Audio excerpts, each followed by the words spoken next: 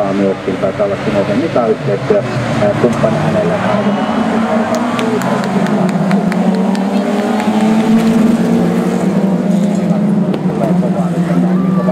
Suoraan jälkeiseen kaatteeseen, että jos ei tuo auto lähde taittumaan, niin sitten mennään pitkälle. No ei mitään, näin numero 25, Kärkisen Antti, jolla tuo pensseli pysyy kyllä kourassa, ajaa siellä ykkösenä. Antti vie nätisti tuolta ajoksi, ja Anttihan ajoi Vesanon kisassa Suonenjoella erittäin nätisti, ja minä nautin hänen ajostaan kyllä, kun hän siellä kysytti kaveria, mutta muut eivät yleensä nauttineet, että siellä vähän lippujakin taisi tulla. No se on taas sitten toinen episodi, mutta tällaista oikein niin kuin tyypillistä autourheilua parhaimmillaan, mutta kaverin kanssa tiedostaa tekemään virheen. No, joka tapauksessa Antti tulee siellä ja hänellä on aina nuo purkin pohjat käytetty tuon auton värjäämiseen ja siitä tulee tuommoinen monivärinen ajoittuna.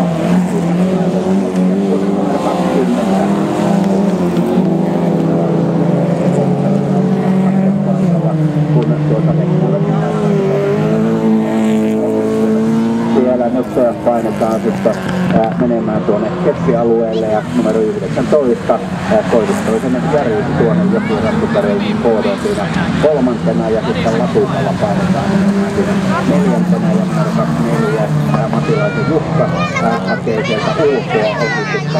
Ei kun Latukalla Koivistoisesta ohi. Koivistoinen rupesi katsomaan, että Matilainen pannaan vasemmalta ohi, niin silloin ikään kuin luisahti Latukka sieltä oikealta ohi. No ei mitään, näin Koivistoisella ei nyt ihan siihen malliin liiku tuo kalusto niin kuin noin normaalisti. No, aina ei voi voittaa.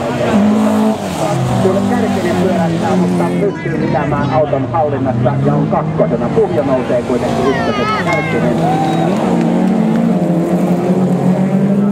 Turusena Mikko Joensuun kaveri. Nämä kolme